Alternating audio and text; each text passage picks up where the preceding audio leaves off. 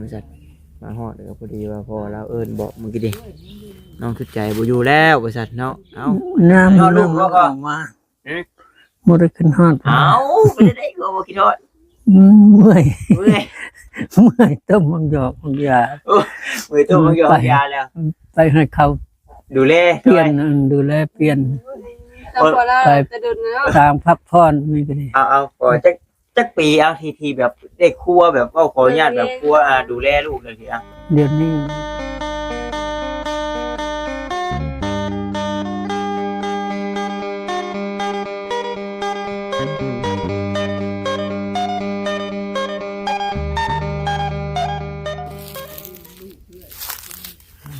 พี่น้องวันนี้กลับมาเฮือนน้องสุดใจพี่น้องเลยยินน้องเวตาบอกกับพ่อเราแววๆอยู่ว่าน้องสุดใจบ่อยู่แล้วว่าซั่นเนาะไปทางใดแหละเนาะดีเศร้าเลยบ่พี่น้องเลยเนาะจังใดกะขอกราบทักทายสบายดีเด้อพี่น้องเด้อเนาะ FC กันเบิดสุคนพี่น้องเลยบ่ว่าอยู่ทางฝั่งลาวฝั่งไทยหรือว่าทางต่างประเทศนำเนาะก็ยินดีต้อนรับเข้าสู่ช่องของบ่าวตาบ้านเฮาคือเก่าพี่น้องถือว่าโดนเติบแล้วล่ะบ่าวตาก็บ่ได้เข้ามาหาน้องสุดใจเพิ่นตั้งแต่เอาฮักไม้ยาดีเนาะเข้ามาให้น้องเพิ่นบ่ได้เข้ามาพี่น้องเลยวันนี้ก็เอาแวะเวียนมาอัปเดตเบื้องก่อนเนาะอาการของน้องเพิ่นว่าซั่น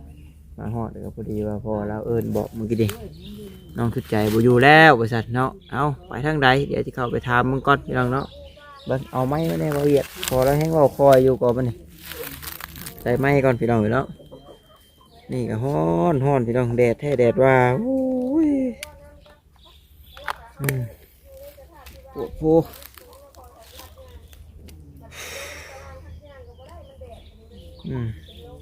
แม่จะพาน้องเราลงก็ยังว่าเป็นวินนะพี่น้องเลยยันไปหัดยางหัดเดินดูใส่บ่อเนาะไปพี่น้องเสียงแว่เสียงรัวเพิ่นก็แซวๆอยู่แว่น้อยเพิ่นแฮงได้หลายตัวกว่าเก่าบาดนี้โคตรโพเลยเนาะเพิ่นจะเป็นเบาหวานแต่ที่นี่เป็นเบาหวานเบาแบบสวัสดีท่านพ่อเบิ่งนี่ไม่ก่อนแฮงเว้าคอยอยู่ท่านพ่อนี่ว่ามันเบาหวานเบาดี2-3คนแล้วว่าอย่าเพิ่นเลยเอาน้องใจไปเพิ่นเลยเอาไปปวนพุ่นแสดงว่าน้องใจบ่อยู่แล้วบัดนี้เบิ่งให้น้องตั้งไปพอดีเพิ่นเอาไปต้มยาให้เอาไปแน่ว่าคอยเมื่อยแล้วว่าไปเปลี่ยนแล้วว่าทางกันผู้ป้าเพิ่นเป็นเบาหวานแต่เพิ่นก็รับประทานที่ยาพื้นเมืองไหนก็เซาป้าลูกป้าลูกลุงหรอกซุ้มตะดองพุ่นหรอกป้าทุ่งเอื้อยอย่างเนาะ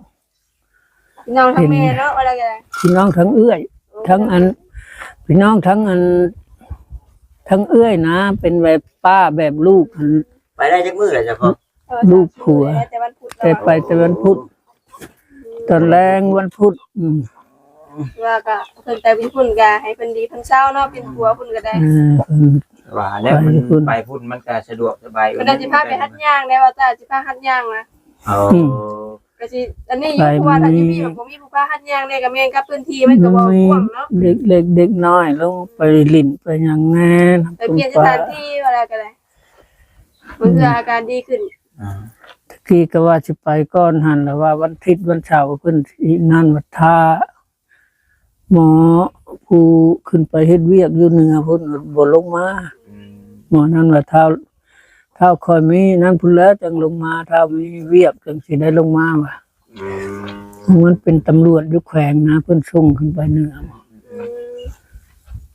ไปบ่อนจักจั่นหลายๆแล้วผู้มีเพียงมันว่าหาติดเอาจักจั่นกันมีบ่เช้าตอนยังห้องบ่จัดบ่มีแล้วนี่คนบ่หลายแต่ก่อนหลายอยู่เดี๋ยวนี้บ่มีมามาพ่อทำเนาะไปกินไปปัวเลยเด้อเนาะผู้ใดอยากแวะเยี่ยมแวะยามคนอยู่บ้านได้อยู่ชิโนว่าอยู่บ้านชัญเพชรโอ้ยบ้านชัญเพชรชัญเพชรบ้านน้อยน่าดีแต่เก่านั่นแหละบ้านน้อยน่าดีบ้านชัญเพชรคันสิเข้าไปก็เข้าไปในวัดนั่นแหละมันมีวัดดอกจุนหันไปฮอดวัดแล้วก็ เลี้ยวเข้าไปนี่เด้อตรงไป อืม แม่นรถ เมื่อที่พุ่นมีลูกมีหลานมีผู้ปัญญาผู้ยิ่งมีผู้เล็กน้อยหลายคนอยู่ มีแล้วเด็กน้อยเข้าโรงเรียนม อย่าเรามีปู เข้าโรงเรียนมก็มี เป็นแบบว่ามันมีหลายคน ชุมอัน จิตใจเฮาเนาะมันก็สิ ลูกป้าก็ของผู้หญิงหั่นซุมนั่นก็ดิ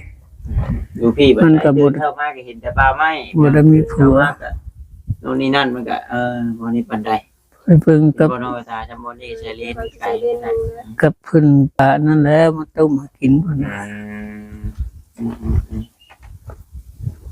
ลองเปลี่ยนสถานที่เบิ่งบางทีหันแห้ง หันแห้งขึ้นในสภาพจิตใจแล้วก็เปล่งปลั่งขึ้นเนาะ เอาเบิ่งนั่นคือดีเพิ่นน่ะโอ้ย ก็คือเพิ่นว่าแล้วจุนี่ถ้าอยู่เว้นอย่างดอกเพราะว่ายัง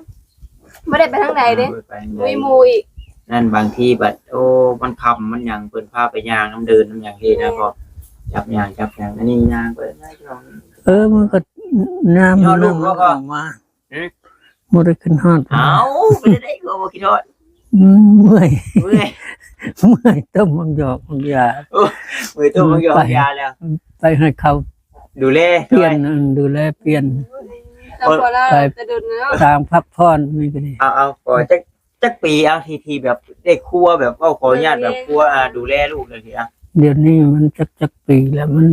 เป็นเช้าปลายปีว่าเช้า3-4 ปี เรี แล้ ยน ว น้องเราเป็นมาแล้วจะปีแล้วอ่ะ แต่มันก็เริ่มเข้า เอาโดยที่เฉพาะพอได้แบบ เบิ่งแย่ง เบิ่งแย่งแบบว่า ก็ ดี บ่ ใต้ ตื่น นะ แล้วมันจะเข้า10 กว่าปีแล้วบ่จัก10 ปี แต่ แล้ว พ่อขออนุญาตนำแต่ขนาดเขาเบิ่งคนเจ็บคนโชว์ได้ปี2 ปีนี่ก็ยังเมื่อยเลยเว้นว่าเขารู้ทางคือไปตู้กับตอนที่อยู่แล้วก็ น้องตาจนเหลือง เบิ่งคนโชว์คนเจ็บหนีเมื่อยแท้ เอ้าเพิ่นบัดจังเทื่อคือมองแง่ได้คนเฒ่าน่ะ อันนี้ก็คือกันมันใจยากคือหยังนี่คันว่ามันอยากหยังแล้วได้ไปซื้อให้มันกิน แต่ว่าเนี่ย อยากหยัง อย่างก็บ่ตามใจเนาะ คันเขาได้ถามก่อนแล้วของกินของหยังนี่คันบ่ถามนี่มันแนวมันบ่อยากมันก็มันบ่กินชื่อมา ซื้อมาบ่กินครับ อ้ายครับ มันก็ตึงหั่นน่ะมันบ่จักปากถาม จิตใจคนเฮานั่น คนมัน พออยู่ไปดนๆแบบนี้แหละรู้สึกแบบงุดงิดที่นะเนาะ มันคนโชว์ในกับปานนั้นครับว่าค ใจ น อา โช รม ว์ ณ์ แล้ว ดี มัน เนาะ ใจบ่ดี ชาเบิ่งคนเฒ่าได้แบบได้กินก็บ่ได้กินเฮ็ดนู่นเฮ็ดนี่ก็เมาเลยนะ ไปเคยเจอมาแล้วก็สิว่านี่ ก็เลยโอ้ เว้ามันก็บ่มันสิเว้าอันนั้นได้มันเว้าจกรถได้แล้วบ่ได้ พอแล้วว่าจะบ่จักคิดฮอดเลยให้พี่น้อง เมื่อยแล้วก็ เพราะว่าก็บ่แม่นว่าจังซี่ดอกเพราะว่าเพิ่นไปเบิ่งกับเพิ่นไปดูแลพี่น้องเนาะกับพี่น้อง เพิ่นก็โทรเพิ่นว่าเพิ่น เปลี่ยนบรรยากาศแล้วก็เปลี่ยนสถานที่ เห็นเตาจากลงมาลินก็มาเพิ่นว่ามาเยี่ยมอยู่ละน้อยพุ่นละ2-3มื้อพุ่นละแบบ แล้วนี่เขาก็ ก่อน ก่อน ดิ ว่า ว้ายเนาะ กินฮอดอยู่ในใจกันแต่ว่าตามาเมื่อยแท้ แบบว่าคันมันอยู่ก็ลังเทื่อบ่มีเงินก็ขอดเนาะจนบ่มีพอกีบพุ่นได้ ถึงช่วงแบบปุ๊บอยู่ว่าจะก็ บ่ บ่ มีเงินอยู่ ได้ขายแว่ขายรั่วใช่เพิ่นเนาะ ขายแม่ก็บ่ได้ยังว่าซื้อสุดแต่มันกินลังเทื่อขายมันก็เบิ่งกันหลายปานใดมันก็เลือกเอาละ2,000 3,000แล้วมัน200,000 300,000แล้วมันเอาแล้วมันก็งัดใส่ถุงมัน พี่น้องเนาะเพราะว่า มันบ่ซื้อได้มันเอาไปแล้วมันก็ไม่ไปสมมุติไปตลาดอันหยังมันยังได้ซิลีไปเลือกเอาแล้วก็จับจ่ายแล้ว โอ้น้องเพิ่นก็ไปกัน เคยไปตลาดมาตั้งแต่ ไปตลาดนั่นนี่แหละตลาดนัดแกงแห้งนี่แหละ ชอดไปเจ้านี่ คู่แม่ไป โอ้เด็กๆก็น้องเนาะ จะได้ไปตลาดตะลี่นี่เนาะ ย่างไปอยู่ไปกัดย่างเลาะ ยาม บ่ ช่วง ถึง แรงก็พอหรือว่ายามช่วงประมาณจะง ตอนเดี๋ยวนี้ก็ไปได้แล้วเพื่อนมันก็ไปตอน4:00 5:00 คอยย่าง ตอนมันเย็นแน่เนี่ยตอนมันเย็นไปกันเลาะแล้ว คือว่า ย่าง ผู้ที่ดังแล้วบ่ธรรมดาเด้อเนาะ เก่งอยู่แล้วก็เก่งอยู่ เองอย่างนี้ไปฮอดตลาดตะลี่ก็ได้อันนี้ เพราะว่าแกงแฮดมันย่างขึ้นไปนี่เด้อเนาะพอเนาะคือลัดขึ้นไปนี่บ่ แล้วก็ขี่รถไปพี่ละ โอ้ต้องออกก่อน ออกไปพี่ก็ได้ เขาสิไปทั้งพุ่นแล้วก็ไปพี่ เก่งแฮด จึงแฮดโรงงานน้ำตาล ไปนี่ในไกลเดินบ่เจังฮอดนะ โยน ก็บ่เคยเพิ่นได้ คือว่าแล้วพี่น้อง ได้พาไปตลาดอีกเนาะนึกว่าเรา สาม ไม่ได้ โม ไปตลาด งสาม นะ โมง ไปคุณกัน ไปเรื่อยอยู่ตลาดก็ได้ คือเว้าน้ำเงินพี่น้องก็คือพอแล้วเว้าเนี่ย มันหาเงิน หน่อยเงิน4-5,000นี่เข้าเดียวเด้บ่ได้บัดบ่ได้มีผู้ใดหาเนาะ เงินเป็นล้านเอาสิซ่า5,000นี่มันสิพอเดือนละล้าน2 ล้าน แบบเดียวเนาะ เงินลูกแน่บาทนี่ฝากมาปักนั้นฝากมาเพื่อกันเดือน2,000ฝาก อ่า พอได้สู่ขาดแล้วคันมันได้ เพราะว่าถ้ามันหย่อนมาเลยเนาะบ่ได้ดื่มกัน มันทอดเอาเงินอันนี้มันก็คุ้มละ เพราะว่าพอเราก็เฒ่าแล้วพี่น้องเนาะหาอีหยังก็บ่ได้แล้วแหละนอกจากเลี้ยงแกะเลี้ยงหมูเลี้ยงไก่ โอ้ยมันหา ลูกเต้า มันหาเพียงที่ได้ แบ่ยังจังโตบ่ยังหลายแต่พ่อบ่อยากขาย ยังจะแบ่น้อย บ่เวียดเพิ่นซื้อมาใช้จังได๋โต ครับเดิม คนในบ้าน เอา มาเล่าก็มาถามเขียวอยากได้อยู่สองตัวนี่ได้ไปเลี้ยงว่ะ อืม จากเพิ่นอยากไปเลี้ยงบ่หรือเพิ่นอยากเอาให้คนไปเลี้ยงหมดแล้วมือ เพ นั้น ราะมัน เพิ่นมาก็บ่ทันมือนั้นเลยมาบ่ทันเล ได้ ย ขายอัน ได้เบิ่ง ได้จะเรียน หือ ได้ขายเรื่อยอยู่บ่จะไปว่า ขายแต่พวกมันเดือน11 12เดือน2เดือน3พุ่นน่ะจ่ายแต่พุ่นน่ะขายแม่3-4 ตัว พอแล้วนี่ตอบโจทย์ดู แม่น ตอบโจทย์ดูมัน ไป2-3 ตัว ตอบโจทย์ดี พอยก็ได้ผูกคือกันได้ยามมันยามนั้นก็ได้ผูกคือกันได้แม่ใหญ่มันคอยผูกกันตอน มั นี้ นไปให้หน้าคนอื่นเนาะ ตอนนู้นแม่เขาปลูกอันนี้แหละตอนสวนอ้อยเขาปลูกไม้นี่แหละมันกิน มันกินแบบมันกินแล้วมันเบิดแล้วได้คันมันได้กิน มันถอดยอดคอดละใบคันสมุนมันได้2-3ใบแล้วก็มันถอดกินแต่แก่นยอดนั่นแหละปัดออกไป เดี๋ยวแล้วรถแล้วเพิ่นเนาะ ขึ้นไปเบิ่งเงินซ้ำสิเบิ่งนี่เบิ่งแล้วบ่จักคันบ่เบิ่งพวกมันกินเห็นมันถอดกินนั่นเบิ่งวันมันกัดบ่เห็นดอกบ่มันกัด กับเบ้เฮามันถอดเก็บหยังมันเป็นยาเนาะ บ่เจ็บบ่เป็นหยังคันเขาบ่เบื่อ ยันว่าเพิ่นฉีดยาหรือว่าเพิ่นใช้ยาแห้ง ฉีดใหม่ๆนี่ก็เพิ่นว่าเขาฉีดยาจะพาปล่อยมาได้ผู้เฒ่าเอามาพ่นยาให้ชวนทั้งครึ่งนี่ว่ะ เรียบร้อย เค แล้ว ยพ่นยาตอนแรกอยู่ เบิ่งแม่กินน้ำอ้อยคือสิแบบ คอยป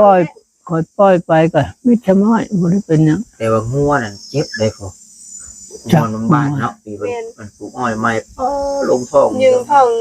งเสียบแต่ก็อันนี้เสียตาย ลงจากนั้นถึกได้ จักเลยหันแถวนั่นนี่น่ะงัวกินชนเบื้องปีกายนี่ก็จนบ่ได้ตัดปีกายตัดมันพอดียาวขาดแขนนี่แหละ ตัดเขาหันบ่ขายเขาขายหันบ่ได้ มันหา แต่เมื่อเราไปน้ำแม่เสียซ้ำไปมื้อเดียวเรียกจ้อยเลย น้อยจะมีบ่ ซ้ำนี่แหละ โอ้ยบ่ย่างซ้ำนี่ท่านเจ้าบ่ให้มันหันพุ่นเจ้าต้องขังไว้ หมางับเขาเรียบร้อยเนาะ ไปน้ำแม่มื้อเดียวเฮียเลยจังว่าตัวว่าไง ลังเทื่อก็คันมันนั้นได้คัน5 มื้อ6 มื้อนี่ไปลังเทื่อมันไปมันเมื่อยแล้วแม่มันพาไปมันเมื่อยมันนอนแล้วได้ แม่มันก็ไปป้าอยู่หั่นน่ะ แล้วก็ เรียก เพื่ มั อน ที่เห็นนะบัดเนาะ บ่เห็นเลยหาก็ลังเทื่อมาพ่อมันก็กลับอยู่แหละ คำว่าเรื่องแบบนี้เนาะคนเถื่อคนเป็นพ่อเขาปู่เขาจะคิดรักแล้วเนาะ แล้วเอา เราก็ได้เลยไรยุ่งเนาะ คอยวิจะขังไว้นั่นนี่เด้อควบไว้นั่นนี่ บ่ได้เห็นเนาะยังให้ไปนำบ่ได้ โอ้ยยังปล่อยบ่ได้ครับ เลยบัดทอนยามกินนมแล้วแม่มาส่งนม ที่ได้ไป จนค่ำให้เลยจังปามันมา ให้ฮัลโหลไปน้ำเมย์แล้วจ้อยแล้วแต่น้ำเมย์เมื่อเดียวเฮียเลย ปล่อยมันไปมันก็ เบ้ นั่ เจ้าน แห ก็ ละ เฮียอยู่บ้าง โอ้ยเฮียเรื่อยฉันคอยก็บ่ขังไว้ในย่างนี่นะ ปีนั้นนะเบ้เขามียุดเบ้น้อยเกือบ20ตัว บ่มีน้ำ บ่ยังเลย บ่ได้ตักน้ำครับ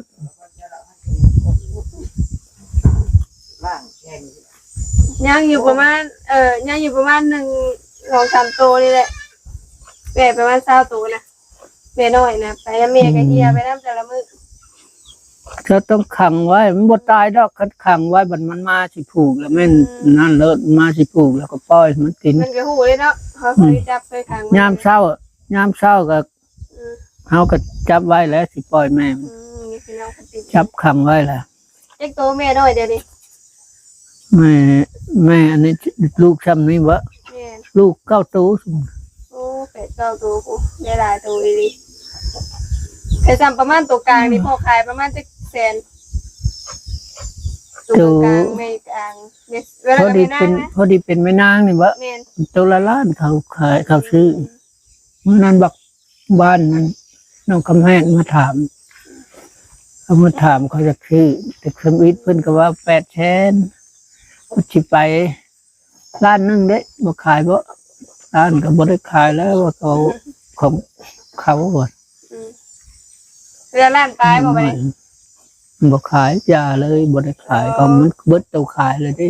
เก็บเด็กร้อยเพิ่นเพขึ้นเนาะ ไว้จงไว้นะตัวแต่ละปีตัวแม่มันขาย พอได้ขาย ก็ค่อยขายตัวเทิงได้บ่ได้ชูขายปานนั้นตัวแม่คันบ่จำเป็นอันนี้ เวลาก็จำเป็นพอได้ได้หยอดเนาะพอได้แก้ จำเป็นแล้วโทรเข้ามาซื้อคือรุ่นก่อนมันแม่นาน ราคาถือก็จะเป็นแล้วเนาะ ใกล้ก็บ่ชูยังมันบ่มีแนวเกลือมันบ่ได้ชูเกลือมันปานใดมันยาม ที่พอไปครั ยา บ มแรง พอไปครับน้ำเป๊ปซี่เป็นอย่างบ่ บ่เลยบ่บ่กะลำ เอาจอกมายินทูกันกินด้วยนะน้องเลยแต่ ไม่ใช่เจาะมัน นี่ก็คือเอาเทิงน่ะมีจอกอยู่ป่ะ มีเลย คือเอาได้ ได้นั่น เย็นๆนี่นะแต่ว่า เล เรา ย ชื่อว่า ละน้อยก็มี อืม คุณละเฮือนละน้อยละดิกระติก อ๋อหาที่ เต้เฮียแต่ หางดิชีโอ้มันห่อนเลยได้ตัวรอถ่ายมันแดดอ่อนก่อนมันจะไปที่ไหนก็ได้วะ จอยคนไหนก็พอ พูนทั้งวันลีละน้อยอ อยู่ ยู่ทั้งบนนอกใจพุ่นสบายแล้ววันนี้สวัสดีแล้วพอแล้วว่าในระดับนึงที่รอดจะเรื่องแล้วเนาะ ไปเขาเดียวให้กลับมา บอจะช่วงนี้นะมันก็เมื่อยดีใดแบบแต่ขนาดเฮาผู้บ่ได้เป็นหยังก็ฮ้อนแบบเมื่อยได้บ่ น้ำแข็งก็ชื่อ5,000นี่บ่ได้คุ้ม เออ มันห่อนๆมัน แป๊บเดียว เพื่อมันก็มานอนอยู่นั่นมันก็เอามาแปะใส่หน้าใช่หยังมาใส่หน้าใช่เพียงมันแล้วมันห่อน แปะโปะไว้เนาะ มาผูกหน้ามันแล้ว โอ้ จะบอกเลย วิ่งเบิ่งย่างไปมาโอ้ลงแล้วผาไทยนี่กินน้ำก่อนยาดอกล่างเอามีน้ำล่างเอาดอกกันมีกระตุกนะครับเอามาลูกตุกเอาเสือนะเบิ้งแต่กูดูกินเองแล้วบ้านี่ ว่าเรื่องจริงว่าเรื่องจริงก็คือตาวันนี้สู้ว่าเนี่ย มันทำแข่งว่า บ่จะจะซะไปกินหมักฝรั่งจ้ะไม่เชื่อฝรั่งจ้ะ เรียกยาไม่ยินหรอเด้อยาเด้อ บ่เวียดก็มาบ่ เย็นๆก่อนจะมีเงี้ยจอดพืช เนี่ยก่อนอันกับ โยไปมาเลยนั่งมันได้ป่ะจันโบสูงก็พอแล้วเจ้าคอยนางเก่งเงินนาง ยังไงกันมันตัดไปกันดิคือเราไปว่าอยู่กับตัดอันนี้มึงไง ไม่รู้ว่ามันความจำนั่นนะ ลบอยู่พวกแอปพวกยัง ทางที่เงื่อได้ ลบไปแล้วเป็น รู ดี ปทางที่เงื่อยังเต็มอยู่เป็นอะไรวะ มัน ปกติชำลบหอมทางเงื่อเลยมันเต็มเลยมันเต็มง่ายเลย เป็นอะไรของมันเนาะ ทุกคนซับ บ่เวียดบ่คือเงาใช่มัน เนี่ย มีอะไร เมียมันไปทางใดจังขึ้นฮอด โอ้ยมีอารมณ์อยู่เสียง โอ้ย เมื่อยแล้วมันเด่นแล้วพอยจะกี่ไปให้ใหญ่ไม่ได้เด่นว่ะ เพราะนั้นน้องคิดใจเราดูแต่นี่บ่ให้เราวินหัววินหางเนาะนอนเนาะ เก่งได้เราอยู่ได้คือเราอยู่นี่นอนอยู่ แต่เฮาอยู่ซื่อยังฮ้อนเลยเนาะบ่เจ็บบ่โซสำเราก็ได้ แต่ว่าอยู่หน้าที่มันสวัสดิ์เสวยบนหนึงแบบเงียบดีแล้วบ่ เคยนอนในเปรนี่ก็ยังบ่รับได้นอนในเปรนอน สิได้เอาบ่ก็คือลูกพ่อนอนไปนี่ เครื่องเว้นนี่ล่ะ นอนหมดละ ขายบ่ บ่มีเพิ่นรับซื้อแม่ได้นี่ เรียนหาชื่อแม่อยู่ฮะ เช้าขายแล้วมัน โด ยังแต่แบ่น้อย อย่าขายได้ อืม นั่นครับ ยังแต่แบ่น้อยกับแบ่มัน อันนี้นี่อ แม่ อก ลูกนอน ไล่กันได้เนาะออกไล่กันได้เนาะ แม่ละสอง อะไร ตัว เรีย แม่ ก ละตัวหนึงโอ้ยครับ ไปก็ชวนแม่เพิ่นบ่ได้ ปีหนึง ได้ ปีหนึงได้บ่10กว่าตัว ได้อยู่ปีนี้ก็ชิปตัว แม่พ่อก็เคยได้บ่เดือนปีอัน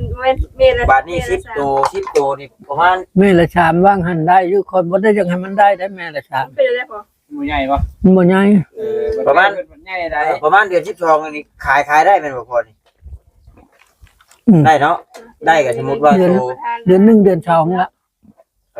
หั่นได้แล้วเดือน1เดือน2ตัว1,000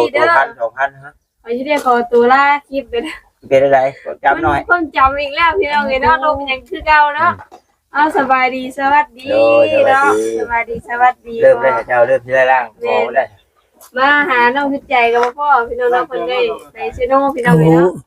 ไปพอกันในคลิปต่อไปเด้อพี่น้องเด้อเนาะขอกราบเข้ามาสบาย ตัวละ1,000 2,000ได้อยู่ดอก ได้เนาะจะมา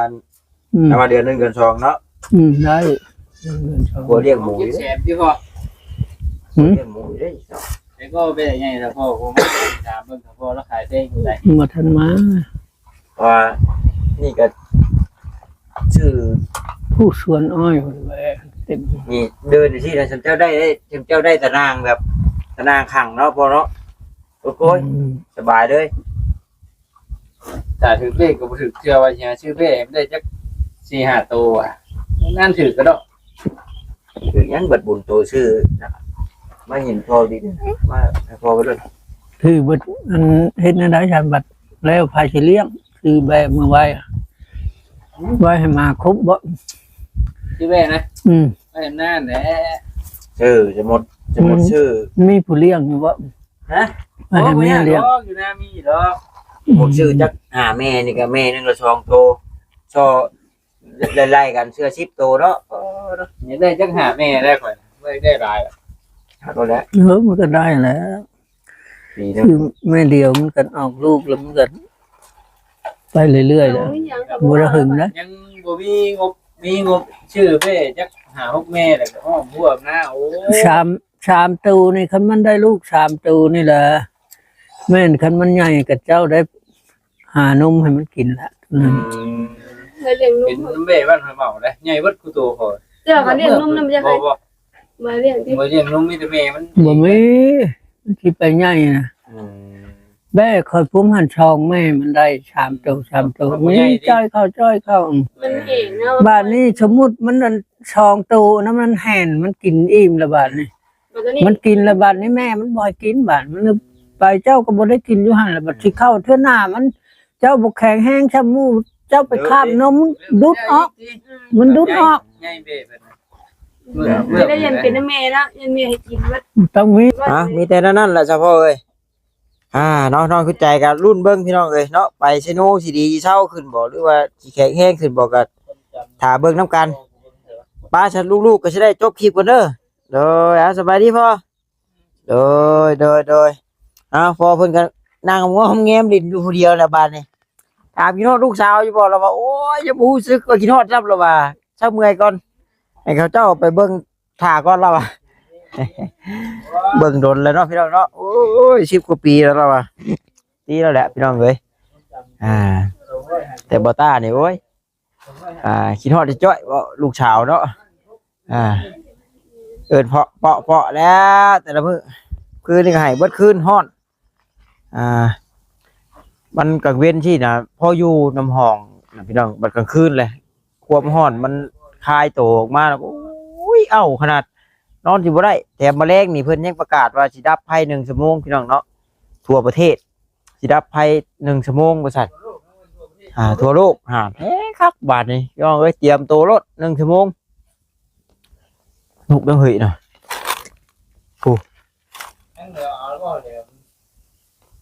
หนูขอเจ้าหั่งแล้วนี่จะพ่อเอาแล้วพ่อหั่งหนูเอี้ยงบ่นี่น่ะเอ้าหนูเอี้ยงยังเฮ็ดทางไงแท้เอี้ยงมุงบ่เจ้าเห็นแม่มันสีดำบ่ฮะ